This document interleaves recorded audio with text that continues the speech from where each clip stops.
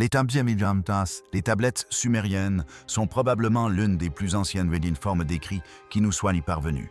Celle que nous voyons ici représente l'arbre de vie, flanqué d'êtres divins. On distingue ici les Anunnaki de part et d'autre. Avant de mourir, sachez ceci. Ces mots sont attribués à Samuel Noah Kramer, l'homme qui a traduit plus de textes sumériens que quiconque dans l'histoire. Pendant plus de 50 ans, Kramer travailla seul avec des tablettes d'argile que personne d'autre sur Terre ne pouvait déchiffrer. Des tablettes plus anciennes que la Bible, plus anciennes que l'Égypte, plus anciennes que l'histoire écrite elle-même. Les Sumériens n'ont pas seulement inventé l'écriture.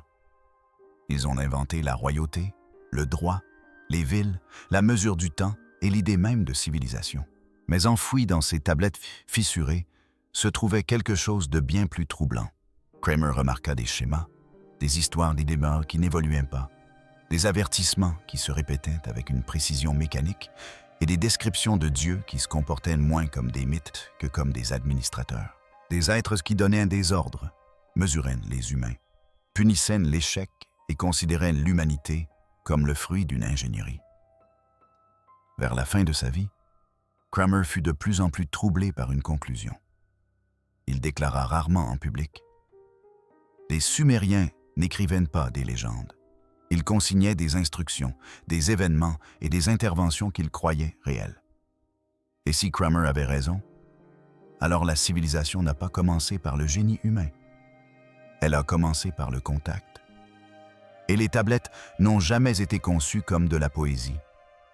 Elles étaient destinées à être mémorisées. Avant de vous montrer la partie que Kramer hésitait à publier, n'hésitez pas à liker et à vous abonner. C'est là que l'histoire prend un tournant. La phrase qui vous hante. Tenir entre ses mains une tablette écrite il y a des milliers d'années et pouvoir en déchiffrer le contenu, c'est une sensation extraordinaire. Pendant des décennies, Samuel Noah Kramer a lu des milliers de tablettes sumériennes. Listes de livraisons de céréales, hymnes de temples, décrets royaux et mythes de la création. Chaque ligne semblait parfaitement à sa place jusqu'à ce qu'il remarque une incohérence. Certaines phrases apparaissaient sans cesse là où elles n'avaient aucune raison d'être. Une formule cérémonielle destinée au rituel du temple se retrouvait par exemple dans un document d'entrepôt. Une phrase tirée d'un hymne à un dieu apparaissait sur la liste de rationnement d'un ouvrier. Ces fragments, tenaces et persistants, le suivaient d'une traduction à l'autre. Kramer les attribua d'abord à des coïncidences ou à des habitudes de scribe, mais à mesure que les répétitions se multipliaient, son malaise grandissait. Il ne s'agissait pas de simples erreurs de stylet. Les mêmes motifs, chiffres, symboles et phrases stéréotypées se retrouvaient dans des genres textuels totalement différents. Il commença à les appeler les phrases obstinées. Elles franchissaient les frontières entre écriture sacrée et écriture profane, entre mythe et mathématiques. Pour la plupart des chercheurs, ce chevauchement était anodin. Il était simplement le fruit d'un vocabulaire partagé. Pour Kramer, c'était l'indice d'une réalité plus profonde, d'un dessein caché au cœur du premier système d'écriture au monde. Il entreprit alors de retracer ces phrases dans les archives de différentes villes. La répétition d'une phrase en particulier par Uruk le hantait. Ériger la montagne pure et lier le ciel et la terre. Cette phrase figurait dans les hymnes des temples décrivant les offrandes aux dieux. Mais on retrouvait exactement la même phrase dans les registres de construction de la Ziggurat-dû. Pourquoi les archives d'un bâtisseur reprendraient-elles les termes d'un chant sacré? Pourquoi l'acte de poser des briques serait-il décrit en termes cosmiques? Plus Kramer cherchait, plus les liens se multipliaient. Les phrases qui ouvraient des prières ouvraient aussi des tablettes comptables. Les formules de bénédiction correspondaient aux formules utilisées pour sceller les accords commerciaux. Les nombres considérés comme divins, 3, 7, 60, apparaissaient non seulement dans les mythes, mais aussi dans les registres d'approvisionnement et les tableaux de rationnement. Il comprit que les Sumériens n'utilisaient pas l'écriture simplement pour consigner leur monde. Ils l'utilisaient pour l'harmoniser. Les mêmes mots qui invoquaient les dieux définissaient aussi le travail, le commerce et la gouvernance. Cette découverte le troubla, car elle signifiait que l'écriture sumérienne n'était pas neutre. Ce n'était pas seulement un outil de mémorisation, mais aussi une structure de pensée. En intégrant le langage sacré au quotidien, les Sumériens ont estompé la frontière entre culte et administration. Chaque tablette, qu'elle énumère des sacrifices ou des impôts, renforçait la même vision du monde. L'ordre divin et l'ordre humain ne faisaient qu'un. Kramer commença à se demander si les Sumériens avaient intentionnellement conçu cette superposition. Peut-être leurs scribes, formés dans les écoles des temples, avaient-ils appris à intégrer délibérément un langage mythique aux documents administratifs. Si tel était le cas, chaque document produit était bien plus qu'une simple donnée. C'était une dévotion dissimulée sous le voile de la routine. Il soupçonnait qu'il ne s'agissait pas d'un simple hasard culturel, mais d'un système conscient, d'une civilisation apprenant à penser par la répétition et le rythme. Au moment où Kramer écrivit ses œuvres ultérieures, il ne pouvait plus ignorer ces preuves. Ces phrases, celles qui s'accrochaient à la matière, formaient l'épine dorsale d'une idéologie entière, inscrite dans l'argile. Elles érigeaient l'acte d'administrer en devoir sacré, transformant l'écriture en un outil pratique et un exercice spirituel. Lire une tablette sumérienne, c'était entrevoir comment le langage pouvait cimenter une civilisation. Kramer était loin de se douter que ces phrases éparses le conduiraient bientôt, au-delà des mots, à un message inscrit non pas sur des tablettes, mais dans la pierre même de la Ziggoura. La Ziggoura, un texte en 3 dimensions. Lorsque Samuel Noah Kramer a détourné son attention des tablettes pour se tourner vers les ruines imposantes de la Ziggurat, il a commencé à soupçonner que les Sumériens n'avaient pas simplement écrit leur vision du monde. Ils l'avaient construite, s'élevant de la plaine mésopotamienne telle une montagne artificielle. La grande Ziggoura se dressait à la fois comme temple et symbole. Ses masses terrasses et ses massifs s'élevaient vers le ciel, culminant en un sanctuaire dédié au dieu lune, Nana. Chaque brique, chaque marche, chaque alignement avec les étoiles semblait porter le même message que Kramer découvrait dans l'argile. La fusion du ciel, de la terre et de l'autorité. Ce qui fascinait Kramer, c'était la façon dont l'écrit et le construit se reflétaient. Dans les archives du temple, il trouva d'innombrables listes de matériaux, des paniers d'argile, des mesures de briques et des offrandes de céréales. À première vue, il s'agissait de simples documents administratifs, mais leur formulation était troublante. Des vers d'hymnes apparaissaient dans les registres de construction. Les mêmes verbes rituels, purifier, monter, lier le ciel, étaient utilisés pour décrire aussi bien les cérémonies religieuses que le transport des matériaux de construction. Pour Kramer, cela ne pouvait être une coïncidence. La langue employée pour bâtir le temple était elle-même sacrée. Chaque acte de construction était inscrit dans la continuité de la création. Il commença à qualifier la Ziggurat de texte tridimensionnel, un monument aussi bien lisible qu'escaladable. Chaque terrasse, notait-il, représentait un niveau du cosmos décrit dans les mythes sumériens. La terrasse inférieure symbolisait la plaine terrestre, les niveaux intermédiaires, l'atmosphère et les étoiles, et la plus haute, le royaume divin. Les fidèles qui gravissaient les escaliers ne faisaient pas que monter. Ils traversaient des strates de théologie. Kramer comprit que la Ziggurat n'était pas seulement une merveille architecturale. Elle était l'expression physique des mêmes motifs qu'il avait découverts cachés dans les tablettes. Les prêtres, les scribes et les ouvriers qui l'ont construite, consciemment ou non, mettaient en pratique les paroles inscrites dans l'argile. Plus Kramer approfondissait ses recherches, plus les parallèles devenaient évidents. Sur une série de tablettes, les offrandes à Nana étaient énumérées en lignes rythmées et formulaires, chacune reflétant la structure méthodique des terrasses de la Ziggurat. Sur une autre, le rôle du roi était décrit comme le regard entre les dieux et les hommes, l'incarnation vivante de la Ziggurat elle-même. Ces phrases n'étaient pas de simples figures de style, c'étaient des plans. L'édifice était à la fois un symbole et un langage où l'architecture, la religion et la politique parlaient le même langage. Kramer était de plus en plus convaincu que les Sumériens avaient accompli quelque chose d'extraordinaire. Ils avaient fait de leur architecture une extension de leur système d'écriture. La Ziggurat et les tablettes ne se contentaient pas de coexister. elles se complétaient. L'une rendait la croyance visible, l'autre la rendait reproductible. Ensemble, elles créaient un cycle où chaque fête, chaque offrande et chaque loi réaffirmaient la hiérarchie cosmique inscrite dans le ciel de la ville. Cette prise de conscience a transformé la compréhension que Kramer avait de la civilisation sumérienne. Il commença à percevoir la Ziggurat non comme un édifice religieux, mais comme la religion elle-même, une doctrine vivante, incarnée dans la pierre. La géométrie de la structure et les archives environnantes formaient un message unique. L'ordre du monde était fixe, stratifié et divin. Chaque ascension de ces escaliers reflétait le désir humain de s'élever vers la compréhension, mais rappelait aussi à chaque citoyen sa place au sein de cet ordre. Pour Kramer, c'était la clé de sa théorie naissante. Les Sumériens ne séparaient pas le sacré du profane, car ils ne le pouvaient pas. Leur langue même et les édifices qu'ils ont érigés en témoignaient. Leur civilisation était un texte que l'on pouvait parcourir, une théologie tangible. Mais la révélation la plus profonde de Kramer survint lorsqu'il s'intéressa aux scribes eux-mêmes, gardiens de ce système vivant, ceux qui gouvernaient par les mots.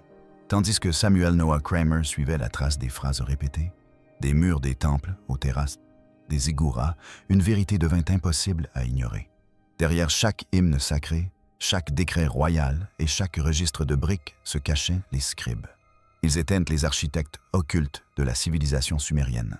Ce sont eux qui ont transformé la pensée en écrit et l'écrit en loi.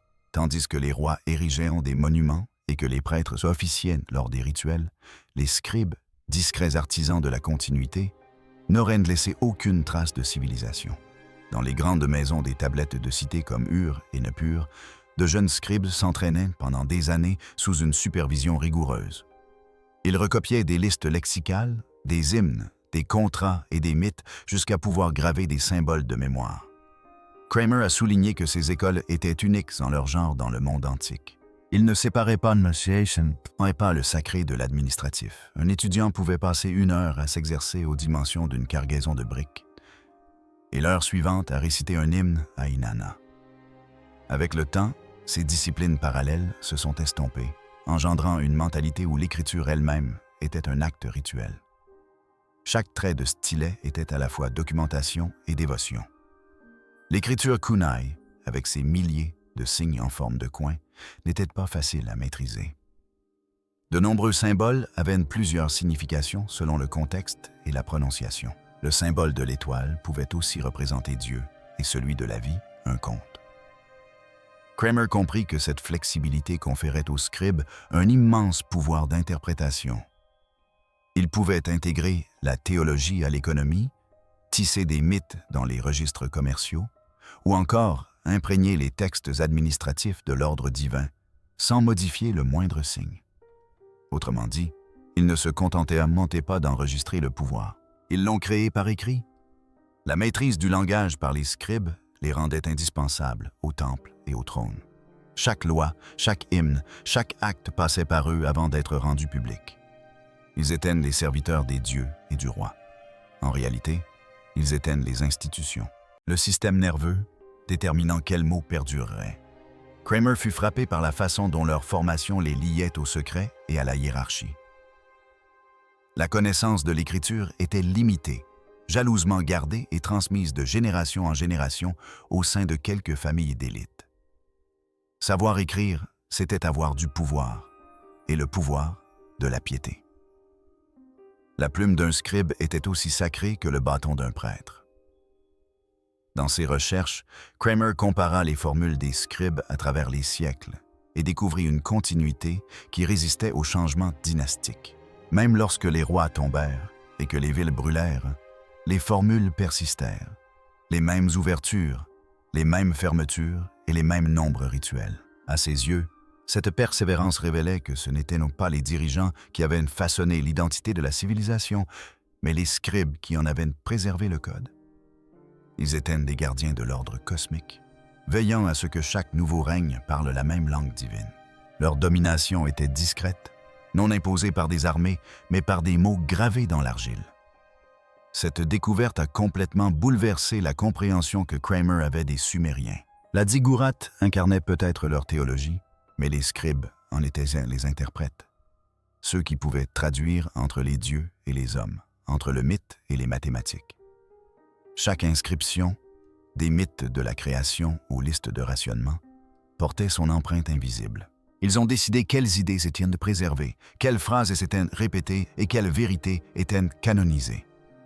Pour Kramer, cela faisait d'eux les premiers véritables auteurs d'idéologie dans l'histoire de l'humanité. Un mystère demeurait pourtant. Pourquoi tant de mythes et de registres répétaient-ils les mêmes chiffres, symboles et phrases, cette structure cachée dans l'argile? À la fin de sa vie, Samuel Noah Kramer avait lu plus de tablettes sumériennes que n'importe quel autre érudit vivant. Mais au lieu de satisfaction, il éprouvait un sentiment d'inachèvement, l'intuition que le véritable message demeurait enfoui sous l'évidence. Les mots étaient sains et clairs, la grammaire stable, et pourtant, la répétition des formes, des chiffres et des phrases semblait trop délibérée pour être simplement considérée comme une convention. Il y avait une structure dans l'argile, une structure qui s'étendait sur des siècles, des cités-États et des rois. Elle reliait les mythes aux registres, les prières aux registres fiscaux et les hiérarchies cosmiques aux hiérarchies humaines. Dans ses notes, Kramer commença à cartographier ces séquences récurrentes comme un mathématicien cartographie les constellations. Il remarqua que certains mots apparaissaient ensemble selon des cycles prévisibles. Pur, mesure, lié, ascendant. La même triade se retrouvait dans les hymnes des temples, les décrets des fêtes et même les exercices des scribes. Au premier abord, cela ressemblait à un langage rituel standard, formulaire, symbolique, voire poétique. Mais en analysant plus en détail ces combinaisons, il comprit qu'elles formaient un rythme structurel, un modèle qui régissait la manière dont les Sumériens organisaient non seulement le langage, mais la réalité elle-même. Les nombres révélaient une histoire encore plus étrange sur des centaines de tablettes. Les mêmes chiffres sacrés, 3, 7, 12, 60, apparaissaient partout. On les retrouvait dans les mythes, les généalogies familiales, les offrandes au temple et même les registres de travail. Samuel Noah Kramer commença à comprendre que ce n'était pas un hasard. Ces nombres n'avaient pas seulement à compter, ils formaient un système. Pour les Sumériens, les nombres n'étaient pas de simples outils, ils étaient des principes d'équilibre. Ils croyaient que l'univers lui-même fonctionnait selon ces schémas et que la vie quotidienne devait s'harmoniser avec ce rythme cosmique. Ainsi, lorsqu'un prêtre offrait 7 moutons ou qu'un maçon enregistrait 60 briques, il ne s'agissait pas d'une simple comptabilité. C'était symbolique, une façon de maintenir la cité en phase avec l'univers. Les mathématiques n'étaient pas neutres. Elles étaient rituelles. Ce qui troublait le plus Kramer, c'était l'immuabilité de cette structure. Des rois différents, des villes différentes, des siècles différents. Pourtant, la formulation, les formats, la logique sont restés les mêmes. Que le souverain fût Ouamu ou Shuli, que la tablette provienne d'Uruk ou de Lagash, tout suivait le même modèle caché. C'était comme si chaque scribe copiait à partir d'une écriture maîtresse invisible. Religion, bureaucratie et mythologie fonctionnaient toutes selon le même code sous-jacent. Cette constatation a conduit Kramer à une conclusion radicale. Les Sumériens n'utilisaient même pas l'écriture uniquement pour décrire leur monde. Ils l'utilisaient même pour le faire fonctionner. L'écriture n'enregistrait pas l'ordre, elle le créait. Inscrire les lois, les rituels et les hiérarchies dans l'argile, c'est ainsi que ces choses devenaient réelles et permanentes. Kramer a commencé à appeler ce système le code sumérien. Non pas un code secret, mais un programme culturel qui se répétait sans cesse. La ziggurat en était le symbole physique, la tablette, son outil, le scribe, son opérateur. Chacun renforçait l'autre. Lire un texte, c'était participer au système. Écrire une tablette impliquait de la renouveler. Ces tablettes n'étaient pas de simples archives passives. C'étaient des instruments qui assuraient la pérennité de la civilisation. Kramer confia plus tard à un collègue que cette idée le perturbait plus que n'importe quel mythe ou artefact qu'il ait jamais étudié. Elle laissait entendre que le premier système d'écriture au monde était peut-être aussi le premier langage de programmation, un moyen d'intégrer directement croyance, hiérarchie et obéissance au sein de la société. Si cela était vrai, alors les Sumériens n'avaient pas seulement inventé l'écriture. Ils avaient inventé quelque chose de bien plus puissant, une ingénierie idéologique. Les motifs gravés dans l'argile n'étaient pas des messages concernant les dieux. C'étaient des messages de contrôle. Alors que sa santé déclinait, Kramer commença à exprimer plus ouvertement ses convictions. « Avant de mourir, écoutez-moi », écrivait-il. Durant ces dernières années, il s'exprimait moins par des conférences soignées et davantage par fragments, des pensées inachevées qui sonnaient à la fois comme une intuition et comme un avertissement. Ses étudiants se souviennent de lui comme d'un homme prudent et discret, jamais théâtral. C'est pourquoi il fut si frappant de le voir conclure ses lettres et ses entretiens par cette même phrase. Ce n'était pas un appel à l'aide. C'était la voix de quelqu'un qui portait une vérité qu'il estimait inaudible. La conclusion de Kramer ne provenait pas d'une simple tablette ou d'une traduction. Elle avait émergé lentement après des décennies d'études. Les Sumériens, croyait-il, furent les premiers à comprendre véritablement que le langage ne se contente pas de décrire la réalité. Ils la façonnent. Leurs paroles étaient performatives. Lorsqu'un scribe écrivait qu'un roi régnait par volonté divine, cette affirmation ne se contentait pas de rapporter une croyance, elle la créait. L'écriture elle-même devenait un acte de création, et celui qui la maîtrisait la réalité. Dans ses carnets ultérieurs, Kramer écrivait que toute civilisation repose sur deux formes de pouvoir. L'une est visible, les briques, les armées, les temples. L'autre est invisible, les récits, les lois, les mythes. Les Sumériens ont fusionné les deux par l'écriture. La ziggourate a rendu la hiérarchie visible dans la pierre. L'écriture cunéiforme l'a préservée par le texte. Ensemble, elles formaient un cercle vertueux qui a conditionné des générations à considérer l'ordre comme naturel et incontestable. Le prêtre lut la tablette. L'ouvrier posa les briques. Tous deux croyaient servir les dieux. En réalité, ils suivaient une logique écrite des siècles auparavant par des scribes disparus. Kramer craignait que cette idée paraisse mystique ou conspirationniste et l'exprimait donc rarement ouvertement. Mais dans une lettre, il écrivit une seule phrase, soulignée 2 fois. Les Sumériens ont découvert que pour dominer l'esprit, il suffit de dominer les symboles. À ses yeux, c'était là leur plus grande invention. Le contrôle par le langage plutôt que par la force. Un pouvoir acquis qui allait devenir le fondement de toutes les sociétés organisées qui suivraient. La tragédie, selon Kramer, était que ce pouvoir soit devenu invisible précisément parce qu'il était si efficace. Une fois l'écriture intégrée à la religion et au gouvernement, plus personne ne la remettait en question. Les paroles sacrées devinrent loi. Les Sumériens n'ont pas simplement créé une écriture. Ils ont créé un système de pensée qui allait imprégner les codes juridiques, les religions et les bureaucraties pendant des millénaires, là où les lecteurs modernes voient donc des textes anciens. Kramer, lui, y voyait le plan de la civilisation elle-même. Ses derniers écrits, restés inédits, ressemblent davantage à des réflexions qu'à des travaux universitaires. Il affirmait que la frontière entre mythe et récit, entre sacré et profane, n'existait pas à l'origine. Les premiers auteurs n'ont pas consigné la vérité, ils l'ont construite. Et pour Kramer, ce n'était pas une accusation, mais une reconnaissance. La première grande technologie de l'humanité fut la croyance rendue permanente par les mots. Les mythes n'étaient pas des erreurs, c'étaient des outils, des cadres de référence qui aidaient les humains à s'organiser, à se souvenir et à imaginer. Ainsi, chaque tablette, chaque rouleau, chaque inscription n'était pas seulement un témoignage du passé, mais aussi un projet pour l'avenir. En fin de compte, l'avertissement de Kramer résonne plus que jamais. Les Sumériens ont enseigné à l'humanité une leçon dangereuse. Celui qui maîtrise l'écriture maîtrise la vérité. Leurs tablettes d'argile n'ont pas seulement consigné une civilisation, elles en ont créé une. Par les mots, ils ont façonné la foi, le pouvoir et la et l'ordre. Dès lors, la question demeure. Nos institutions utilisent-elles encore le langage de la même manière? Si cette réflexion vous a amené à reconsidérer votre point de vue, abonnez-vous et rejoignez-nous pour une nouvelle exploration des secrets ancestraux qui continuent de façonner le monde moderne.